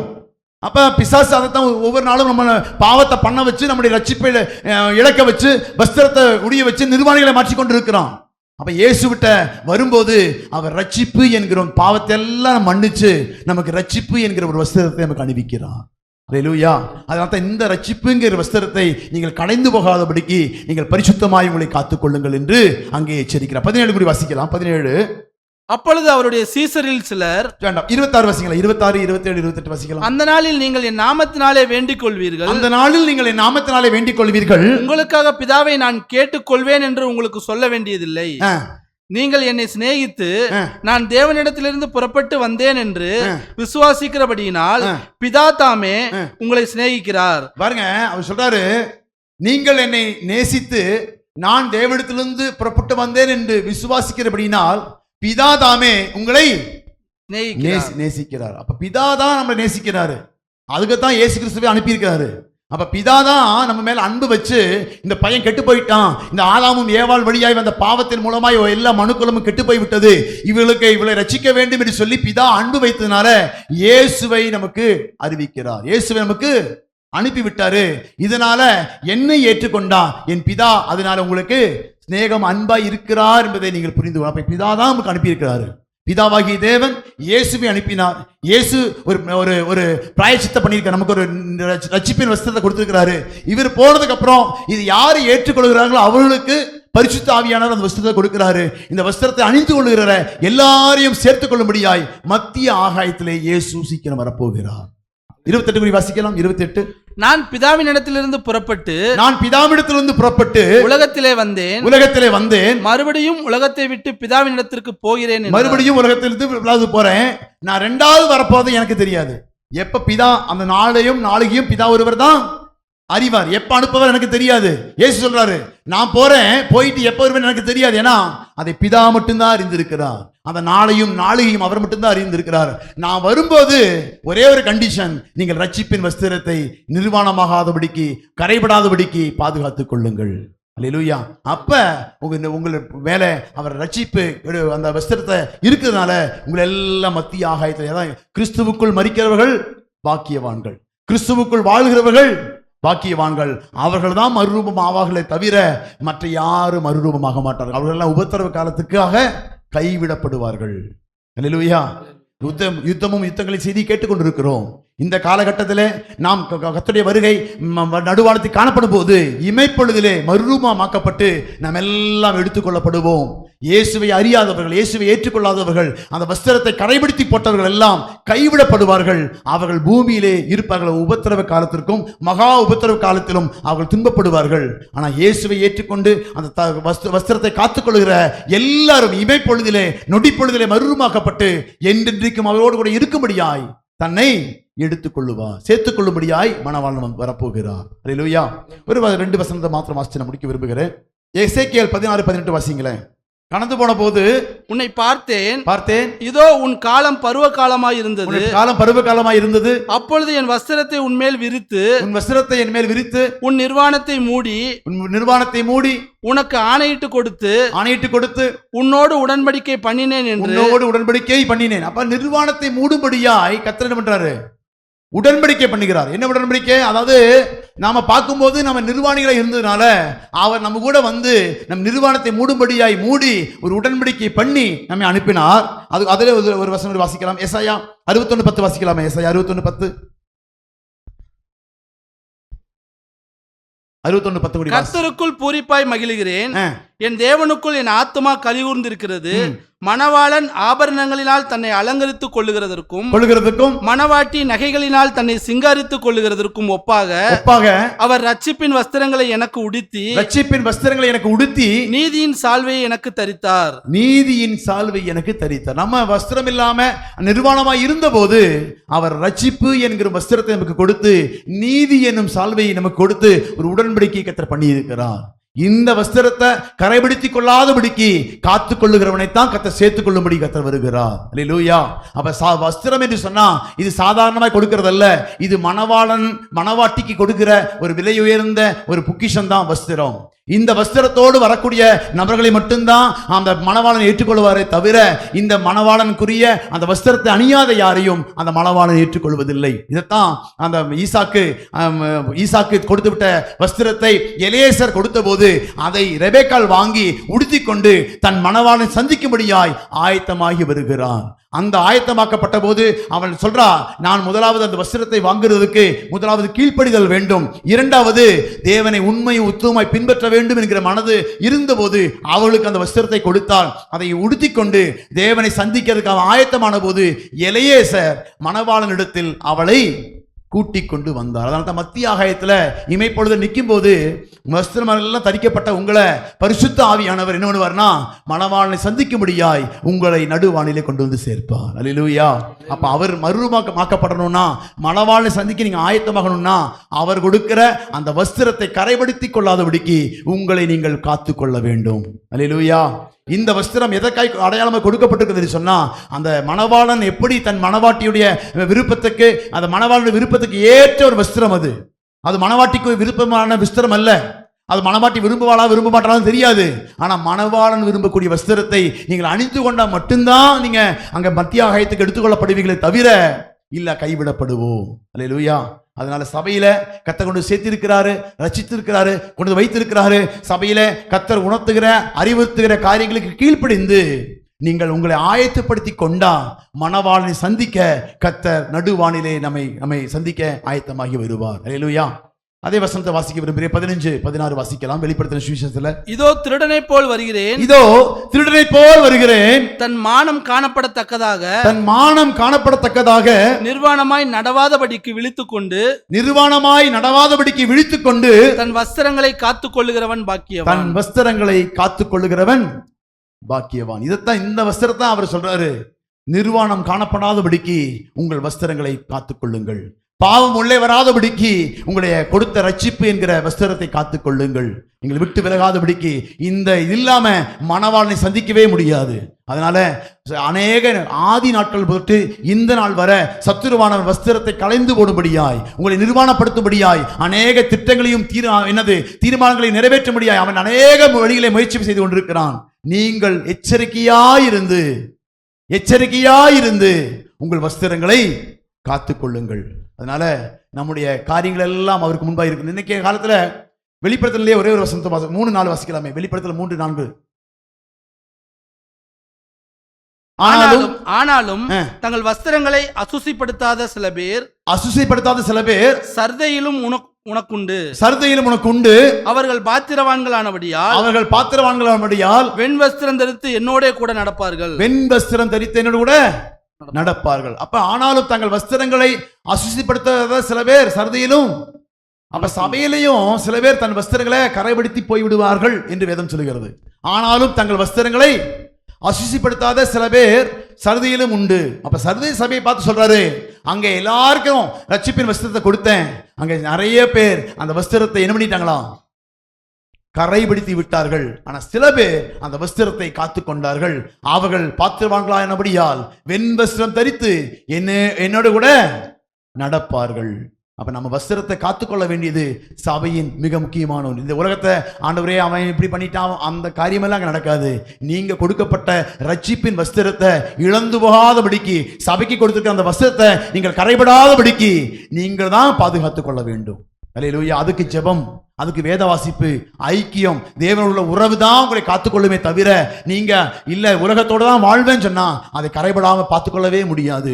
அதை கரைபடாமல் பார்த்துக்கொள்ள வேண்டும் என்று சொன்னா ஜெபத்திலே தரித்திருங்கள், வேதத்தை நன்றாய் வாசியுங்கள், சபையிலே கூடி வந்து ஆவிக்குரிய ஆலோசனை நல்லா பெற்றுக்கொண்டு அதற்கு தகுந்த மாதிரி நீங்கள் வாழ ஆரம்பிக்கும் போது ஆவியானவர் உங்களை பக்குவப்படுத்துவார், தயாரிப்பார். அந்த வஸ்திரத்துல நீங்கள் பழகி உடுத்தி அதில் நடக்க ஆரம்பிப்பீர்கள். அதில் உடுத்தி இருக்கிற உங்களை சேர்த்துக் கொள்ளும்படியாகத்தான் கர்த்தர் நடுவானத்திலே வரப்போகிறார். அல்லேலூயா. கண்களை மூடி ஜெபிக்கலாம். இதே நாளிலே கண்களை மூடி உள்ளத்தின் ஆழத்திலிருந்து வசனம் சொல்கிறது, ஆனாலும் தங்களை வஸ்திரங்களை அசுதிப்படுத்தாத சில பேர் சர்தையிலும் உனக்கு உண்டு. மணவாளன் கொடுத்து விட்ட அந்த வஸ்திரத்தை மணவாட்டி அழகா பத்திரமா பார்த்து கொண்டதுனால கர்த்தர் நம்ம ரட்சிப்பு என்கும் வஸ்திரத்தினால கொடுத்த அந்த வஸ்திரத்தை கரைபடாதபடிக்கு பார்த்து கொள்வதனால அவரோடு கூட என்னென்றும் இருக்கும்படியாய் கர்த்தர் உங்களையும் என்னையும் கர்த்தர் முன்குறித்து இருக்கிறார். இதனால் யாரெல்லாம் அதை இழந்திருக்கிறோம், யாரெல்லாம் ஒரு அசால்ட்டா இருந்துட்டோம், இந்த வஸ்திரத்தை குறித்து தெரியாம இன்னும் உலகத்தின் போக்கில, இன்னும் உலகத்தின் காரியத்துல நிர்விசாரமாய் நிர்வாணமாய் நடக்கிறதுக்கு யார துணிகரமா சத்துரு கொண்டு வந்த வஞ்சகத்துல வீழ்ந்து தன் வஸ்திரத்தை கரைபடுத்தி இருந்தா இந்த நாள்ல திரும்பவும் கர்த்தர் அழைக்கிறார். ஆண்டவரே, இந்த வஸ்திரத்தை இழந்துட்டேன்ப்பா, இந்த வஸ்திரத்தை கரைபடுத்தி இருக்கிற ஆண்டவரே, என்னை பரிசுத்தப்படுத்துவீராக, என்னை தூய்மைப்படுத்துவீராக. ரட்சிக்கப்பட்ட அந்த அனுபவத்திலிருந்து நான் பின்மாறிட்டேன்ப்பா. உலகத்தின் ஆசைகளிலும் ஆண்டவரே, உலகத்தின் மோகத்திலும் நான் விழுந்து வஸ்திரத்தை கரைப்படுத்திட்டேன். ஆண்டவரே, என்னை மன்னிப்பீராக. இந்த நாளில் கர்த்தர் திரும்பவும் ஒரு வஸ்திரத்தை கர்த்தர் கொடுக்க விரும்புகிறார். யாரெல்லாம் உள்ளத்தின் ஆழத்திலிருந்து ஆண்டவரே என்னை பரிசுத்தப்படுத்துவீராக. மணவாளன் வரும்போது அந்த வஸ்திரம் தரிக்கப்படாத எவனும் யாரும் மணவாட்டியை எல்லாம் தரிக்கப்படாத மணவாளனை சந்திக்கவே முடியாது. கைவிடப்பட வேண்டிய சூழ்நிலை வரும். இன்னைக்கு சத்துரு அநேகருடைய வஸ்திரங்களை வஞ்சனையாய் நிர்வாணப்படுத்தி வைத்திருக்கிறான். ஆண்டவர் சமூகத்தில் இந்த நாளில் மண்டாடுவோம். ஆண்டவர்கிட்ட கேட்போம். ஆண்டவரே, உலகத்துல கொஞ்சம் கரைப்பட்டுட்டான்ப்பா, உலகத்துல அந்த வஸ்திரத்தை கொஞ்சம் கரைப்படுத்திட்டான். ஆண்டவரே, என்னை பரிசுத்தப்படு. திரும்ப வணைகிற தேவன் அவர், திரும்ப உயிர்ப்பிக்கிற தேவன் அவர். அவர் அந்த வஸ்திரத்தை அதை வச்சுதான் ஒவ்வொரு மணவாட்டியை உருவாக்கி அதை ஆவியானவருக்கு கீழ்ப்படியத்தான் உங்களை மணவாளனுக்குரிய பிள்ளையாய் கர்த்தர் மாற்றுகிறார். ஆண்டவர்கிட்ட கேளுங்க. ஆண்டவரே, இந்த நாளிலே இந்த பாவத்திலிருந்தெல்லாம் என்னை மீட்டு உமக்கு பிரியமாய் வாழ உதவி செய்வீராக. இந்த ரட்சிப்பின் வஸ்திரத்தை காத்துக்கொள்ள உதவி செய்வீராக. சத்தியத்தில் நடக்க உதவி செய்வீராக. இதுதான் வழி, இதில் நடவுங்கள் என்று சொல்லி ஆவியானவர் எச்சரிக்கும் போது அதுக்கு எதிர்த்து நிற்காதபடிக்கு கீழ்ப்படி எனக்கு உதவி செய்வீராக. கிருபையுள்ள கரம் கூடவே இருந்து நடத்தட்டும். ஆண்டவரே, மகிமையான கரம் கூடவே இருந்து நடத்தட்டும். தடைகள் எல்லாம் ஆண்டவரை நீக்குவீராக. உம்மோடு சேர்த்துக்கொள்ள மணவாளன் இதோ வருகிறான்னு சொல்லி எக்காலம் தொடிக்கும் போது மறுரூபமாக்கப்பட்ட நம்ம எல்லாம் அவரை சந்திக்க ஆயத்தமாக வேண்டும் என்று சொன்னா இந்த வஸ்திரத்தை காத்துக்கொள்ள ஜாக்கிரதையா இருப்போம். ஆண்டவர்கிட்ட மண்டாடுவோம். கர்த்தர் உண்மையாகவே சில பேருக்கு கர்த்தர் உணர்த்தி இருக்கிறார். நீங்க உண்மையாய் கர்த்தர் சமூகத்தில் அர்ப்பணித்த உங்களுடைய வாழ்க்கையை கர்த்தர் அவர் மாற்ற வல்லவராய் இருக்கிறார். தலையில தாத்தி ஜெபிக்கிற நல்ல தகப்பனே, இந்த காலை வேளைக்காக நன்றி. கிருபையுள்ள கர்த்தரை தாழ்த்தி ஒப்புக் கொடுக்கிறோம். இந்த வஸ்திரத்தை நாங்கள் கரைப்படுத்தாதபடிக்கு, கொடுத்த ரட்சிப்பை இழந்து விடாதபடிக்கு, உலகத்தின் காரியமும் மேட்டுமையான எண்ணங்களும் கர்த்தருக்கு கீழ்ப்படியாம குணங்களும் எங்களை ரட்சிப்பின் வஸ்திரத்தை இழந்து போகாதபடிக்கு பாதுகாத்துக் கொள்ள உதவி செய்வீராக. தொடர்ந்து வரும் நாட்கள் எல்லாம் கிருபை சூழ்ந்து வருகை வரை எங்களை பரிசுத்தமாய் காத்துக்கொள்ளும், கிருபைக்குள்ளாய் மறைத்துக் கொள்ளும். எல்லா துதி கன மகிமை அனைத்தும் தருகிறோம். இயேசுவின் மூலம் ஜெபங்களும் பிதாவே, ஆமென்.